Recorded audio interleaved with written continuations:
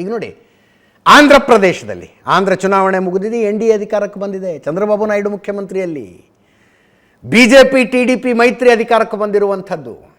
ಅವರು ಆ ಚುನಾವಣೆಯಲ್ಲಿ, ಆಂಧ್ರ ಚುನಾವಣೆಯಲ್ಲಿ ಘೋಷಣೆ ಮಾಡಿದರು, ನಾವು ಅಧಿಕಾರಕ್ಕೆ ಬಂದರೆ ಹೆಣ್ಣು ಮಕ್ಕಳಿಗೆ ಉಚಿತ ಪ್ರಯಾಣ ಕೊಡ್ತೀವಿ ಅಂತ. ಇನ್ನೂ ತನಕ ಜಾರಿಗೆ ಬಂದಿಲ್ಲ. ಜಾರಿಗೆ ಹೆಂಗೆ ತರಬೇಕು ಅನ್ನೋದನ್ನು ಅಧ್ಯಯನ ಮಾಡೋದಕ್ಕೆ ಕರ್ನಾಟಕಕ್ಕೆ ಬರ್ತಾ ಇದ್ದಾರಂತೆ. ಆಂಧ್ರದ ಹೋಮ್ ಮಿನಿಸ್ಟ್ರು, ಸಾರಿಗೆ ಸಚಿವರು ಕರ್ನಾಟಕಕ್ಕೆ ಬರ್ತಾ ಇದ್ದಾರೆ ಅಧ್ಯಯನ ಮಾಡೋದಕ್ಕೆ. ಹೆಂಗೆ ನಾವು ನಮ್ಮ ರಾಜ್ಯದಲ್ಲಿ ಉಚಿತ ಹೆಣ್ಣು ಮಕ್ಕಳಿಗೆ ಉಚಿತ ಬಸ್ ಪ್ರಯಾಣ ಜಾರಿಗೆ ತರಬೇಕು ಅನ್ನೋದನ್ನು ಅಧ್ಯಯನ ಮಾಡೋದಕ್ಕೆ ಬರ್ತಾ ಇದ್ದಾರಂತೆ. ಹಿಂಗಿದ್ದಾಗ ಯಾವ ಮುಖ ಇಟ್ಕೊಂಡು BJP ಅವರು ಇದನ್ನೆಲ್ಲ ವಿರೋಧ ಮಾಡ್ತಾರೆ? ಯಾವ ಮುಖ ಇಟ್ಕೊಂಡು BJP ಅವರು ವಿರೋಧ ಮಾಡ್ತೀರಿ? ಇದನ್ನು NDA ಸರ್ಕಾರ ಅಲ್ವಾ ಅಲ್ಲಿರೋದು? ನಾಳೆ ಬಂದು ಮುಖ್ಯಮಂತ್ರಿಗಳು ಮತ್ತು ಸಾರಿಗೆ ಸಚಿವರನ್ನು ಆಂಧ್ರದ ಗೃಹ ಸಚಿವೆ ಅನಿತಾ ಮತ್ತು ಸಾರಿಗೆ ಸಚಿವ ರಾಮ್ ಪ್ರಸಾದ್ ಭೇಟಿಯಾಗ್ತಾರೆ. ಇವತ್ತು ಬಂದಿದ್ದಾರೆ, ಆ್ಯಕ್ಚುಲಿ ಬೆಂಗಳೂರಿನಲ್ಲಿದ್ದಾರೆ. ನಾಳೆ ಮೀಟಿಂಗ್ ಇದೆ ಇವ್ರದ್ದು. ನಾಳೆ 11 ಗಂಟೆಗೆ ಸಿದ್ದರಾಮಯ್ಯನವ್ರನ್ನ ಮತ್ತು ಸಾರಿಗೆ ಸಚಿವ ರಾಮಲಿಂಗಾರೆಡ್ಡಿ ಅವ್ರನ್ನ ಭೇಟಿ ಆಗ್ತಾರಂತೆ. ನಿಮ್ಮ ರಾಜ್ಯದಲ್ಲಿ ಜಾರಿಗೆ ತಂದಿದ್ದೀರಿ, ನಾವು ನಮ್ಮ ರಾಜ್ಯದಲ್ಲೂ ಜಾರಿಗೆ ತರಬೇಕು, ಯಾವ ಮಾದರಿಯಲ್ಲಿ ಇದು ಹೆಂಗೆ ವರ್ಕ್ ಆಗುತ್ತೆ ಅಂತ ತಿಳ್ಕೊಳಕ್ಕೆ ಬಂದಿದ್ದಾರೆ. ಹಿಂಗೆ ಇಟ್ಕೊಂಡು BJP ಅವರು ಯಾವ ಮುಖದಲ್ಲಿ ಗ್ಯಾರಂಟಿ ಯೋಜನೆಗಳನ್ನು ವಿರೋಧ ಮಾಡ್ತಾರೆ ಅವರು? ಅಲ್ಲಿ ಚಂದ್ರಬಾಬು ನಾಯ್ಡು ಅವರ ನೇತೃತ್ವದಲ್ಲಿ NDA ಸರ್ಕಾರ ಜಾರಿಗೆ ಬಂದರೂ ಕೂಡ ಪ್ರಣಾಳಿಕೆಯಲ್ಲಿ ಕೊಟ್ಟಿದ್ದ ಭರವಸೆಯನ್ನು ಇನ್ನೂ ಈಡೇರಿಸಿಲ್ಲ. ವಿಪಕ್ಷಗಳು ಟೀಕೆ ಮಾಡ್ತಾ ಇದ್ದಾವೆ, ನೀವು ಘೋಷಣೆ ಮಾಡಿ ಅಧಿಕಾರಕ್ಕೆ ಬಂದುಬಿಟ್ರಿ, ಜಾರಿಗೆ ಯಾವಾಗ ತರ್ತೀರಿ ಅಂತ. ಅಲ್ಲಿನ ಹೋಮ್ ಮಿನಿಸ್ಟರ್ ಅನಿತಾ ಅಂತೆ, ಸಾರಿಗೆ ಸಚಿವ ರಾಮ್ ಪ್ರಸಾದ್ ನಾಳೆ ಬಂದು 11 ಗಂಟೆಗೆ CMನ್ನು, ಟ್ರಾನ್ಸ್ಪೋರ್ಟ್ ಮಿನಿಸ್ಟ್ರನ್ನ ಭೇಟಿ ಮಾಡ್ತಾರೆ. ಅಂದರೆ ಅದರ ಅರ್ಥ ಆಂಧ್ರದಲ್ಲೂ ಹೆಣ್ಣು ಮಕ್ಕಳಿಗೆ ಉಚಿತ ಬಸ್ ಪ್ರಯಾಣ ಶುರುವಾಗುತ್ತೆ ಅಂತ. ಇದು ಹಿಂಗಿರುವಾಗ ಹಿಮಾಚಲ ಪ್ರದೇಶದಿಂದ ಅಲ್ಲಿ ಏನೋ ಉಚಿತ ವಿದ್ಯುತ್ನಿಂದ ಸ್ವಾವಲಂಬಿ ಹಿಮಾಚಲ ಅಂತ ಶುರುವಾಯ್ತು. ಈಗ ಅಲ್ಲಿದ್ದ ಕತೆ ನೋಡಿ, ದಿವಾಳಿ ಹಂತಕ್ಕೆ ಬಂದುಬಿಟ್ರು ಇವರು. ಗೌರ್ಮೆಂಟ್ ಗೆಸ್ಟ್ ಹೌಸ್ಗಳನ್ನು ಹರಾಜಿಗೆ ಹಾಕ್ತಿದೆ ಸರ್ಕಾರ, ಖರೀದಿ ಮಾಡೋರು ಇದ್ರ ತಗೊಳ್ಳಿ, ನಡ್ಸೋಕ್ಕಾಗ್ತಿಲ್ಲ ಸರ್ಕಾರಕ್ಕೆ ಅಂತ. ದೆಹಲಿಯಲ್ಲಿ ಹಿಮಾಚಲ ಭವನ, ಕರ್ನಾಟಕ ಭವನ ಇದೆಯಲ್ಲ, ಹಂಗೆ ಹಿಮಾಚಲ ಭವನ ಇದೆ, ಸೇಲ್ಗಿದೆ ಅದೀಗ. 300 ಯೂನಿಟ್ ಉಚಿತ ವಿದ್ಯುತ್ ಘೋಷಣೆ ಮಾಡಿದ್ರು ಇವರು. 2 ವರ್ಷ ಆಗಿದೆ, ತೇಲ್ಗಣ್ಣು ಮೇಲ್ಗಣ್ಣು ಬಿಡ್ತಾ ಇದೆ ಅಲ್ಲಿಯ ಸರ್ಕಾರ. ಗ್ಯಾರಂಟಿ ಯೋಜನೆಗಳಿಗೆ ದುಡ್ಡು ಹೊಂದಿಸಿ ಸರ್ಕಾರ ನಡೆಸೋದಕ್ಕೆ, ಸರ್ಕಾರಿ ನೌಕರಿಗೆ ಸಂಬಳ ಕೊಡೋದಕ್ಕೆ ತೇಲ್ಗಣ್ಣು ಮೇಲ್ಗಣ್ಣು 2 ವರ್ಷದಲ್ಲಾಗಿರೋದು ಇದು. 300 ಯೂನಿಟ್ ಉಚಿತ ವಿದ್ಯುತ್ ಘೋಷಣೆ ಮಾಡಿದ್ರು. ಅದಕ್ಕೆ ದಾದ್ನೈ ಪಿರಾದ್ನೈ, ಇಂಥವ್ರಿಗೆ ಕೊಡ್ತೀವಿ ಇಂಥವ್ರಿಗೆ ಕೊಡಲ್ಲ ಅಂತಲ್ಲ. ಮುಖ್ಯಮಂತ್ರಿಗಳ ತಂದೆ ಹೆಸರಿಗೆ 5 ಮೀಟರ್ ಉಚಿತವಾಗಿತ್ತಂತೆ CMಗೆ. ಅಂದರೆ ಇದು ಕಾಕಾ ಸಾಹೇಬ್ಗೂ ಫ್ರೀ, ನಾನಾ ಪಾಟೇಲ್ಗೂ ಫ್ರೀ ಅನ್ನೋ ಲೆಕ್ಕಾಚಾರನೇ ಹಿಮಾಚಲ ಪ್ರದೇಶದಲ್ಲಿ.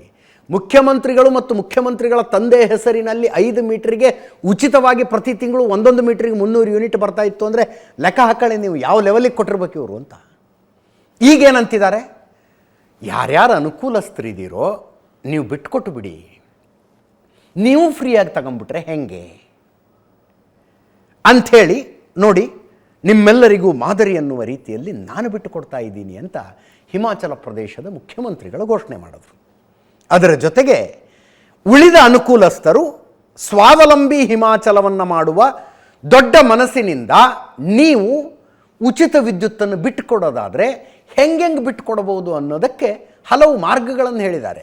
ಮೊಬೈಲಿಗೆ ಲಿಂಕ್ ಬರುತ್ತೆ, ಅದರ ಮೇಲೆ ಕ್ಲಿಕ್ ಮಾಡಿ, ಟೋಲ್ ಫ್ರೀ ನಂಬರ್ ಕೊಟ್ಟಿರ್ತೀವಿ ಅದಕ್ಕೆ ಕಾಲ್ ಮಾಡಿ, ಅಥವಾ ನಿಮ್ಮ ಹತ್ತಿರದ ವಿದ್ಯುತ್ ಸರಬರಾಜು ಕಚೇರಿಗೆ ಹೋಗಿ ನಮಗೆ ಬೇಡಪ್ಪ ಉಚಿತ ವಿದ್ಯುತ್ ಅಂತಾದರೂ ಹೇಳಿ, ಒಟ್ಟಿನಲ್ಲಿ ಸ್ವಯಂ ಪ್ರೇರಿತರಾಗಿ ಉಚಿತ ವಿದ್ಯುತ್ತನ್ನು ಬಿಟ್ಟುಕೊಡಿ ಅಂತ ಮನವಿ.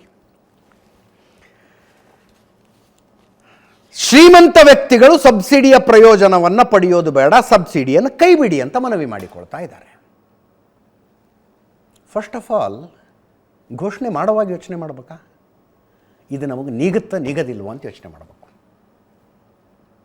ಈಗ ಗ್ಯಾಸ್ ಸಬ್ಸಿಡಿ ವಿಷಯದಲ್ಲಿ ಗಿವ್ ಇಟ್ ಅಪ್ ಅನ್ನುವ ಒಂದು ಅಭಿಯಾನವನ್ನು ಮೋದಿ ನಡೆಸಿದರು. ನೀವು ಶ್ರೀಮಂತರಾಗಿದ್ದರೆ, ನಿಮಗೆ ಸಬ್ಸಿಡೈಸ್ಡ್ ಸಿಲಿಂಡರ್ ಇಲ್ಲದೆಯೂ ಮಾರ್ಕೆಟ್ ಪ್ರೈಸ್ ಕೊಟ್ಟು ಸಿಲಿಂಡರ್ ತೆಗೆದುಕೊಳ್ಳುವ ಕ್ಷಮತೆ ಇದ್ದರೆ ದಯವಿಟ್ಟು ತಗಬೇಡಿ ಅಂತ.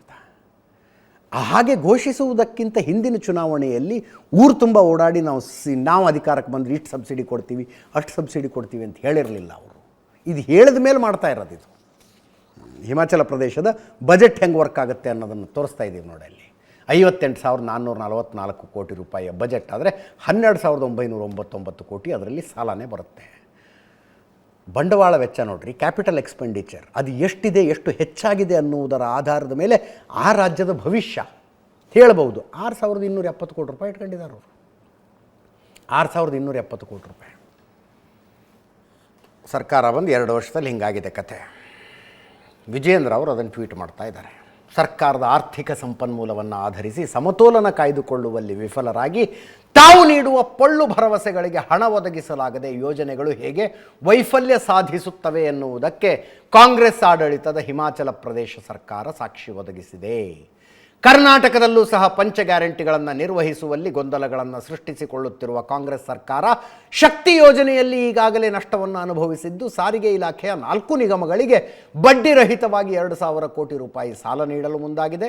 ಗೃಹ ಜ್ಯೋತಿ ಯೋಜನೆಯ ನಷ್ಟವನ್ನು ಸರಿದೂಗಿಸಲು ವಾಣಿಜ್ಯ ಹಾಗೂ ಉತ್ಪಾದಕ ವಲಯದ ಮೇಲೆ ವಿದ್ಯುತ್ ದರ ಹೆಚ್ಚಿಸುವುದರ ಪರಿಣಾಮ ಪರೋಕ್ಷವಾಗಿ ಜನಸಾಮಾನ್ಯರು ಇದರ ಬಿಸಿ ಅನುಭವಿಸುವಂತಾಗಿದೆ.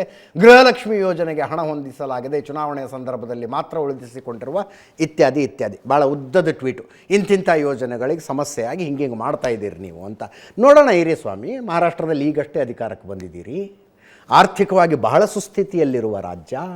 ಅಲ್ಲಿ 2,100 ರೂಪಾಯಿ ಗೃಹಲಕ್ಷ್ಮಿಯನ್ನು ನೀವು ಘೋಷಣೆ ಮಾಡಿದ್ದೀರಿ, ಲಾಡ್ಕಿ ಬೆಹನ್ ಅಂತ. ನೋಡೋಣ ನೀವು ಹೆಂಗೆ ಮಾಡ್ತೀರೋ ಅಂತ. ವೆಲ್ಫೇರ್ ಸ್ಕೀಮ್ಗಳ ವಿರುದ್ಧ ಯಾರೂ ಮಾತಾಡ್ತಿಲ್ಲ.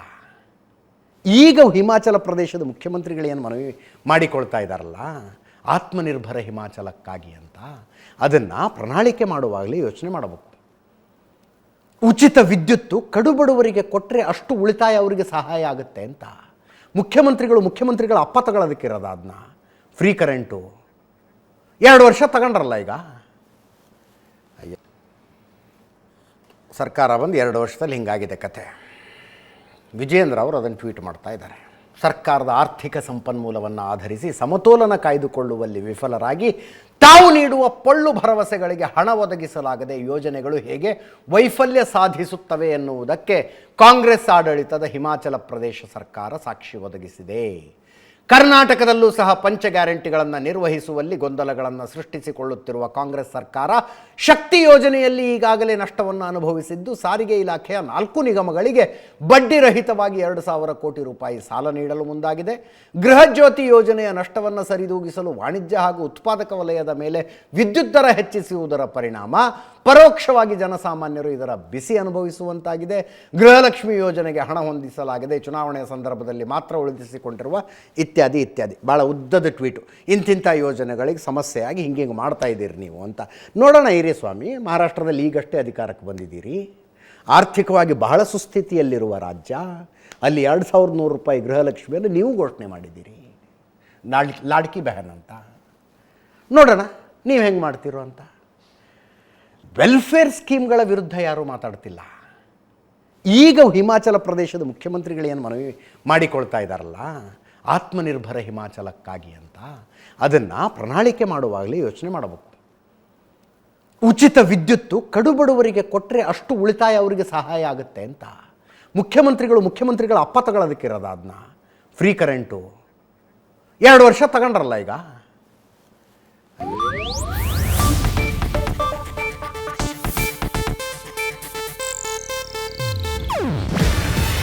ಇದು ಏಷ್ಯಾನೆಟ್ ನ್ಯೂಸ್ ನೆಟ್ವರ್ಕ್ ಪ್ರಸ್ತುತಿ. ನೀವು ನೋಡ್ತಿದ್ದೀರಾ ಏಷ್ಯಾನೆಟ್ ಸುವರ್ಣ ನ್ಯೂಸ್.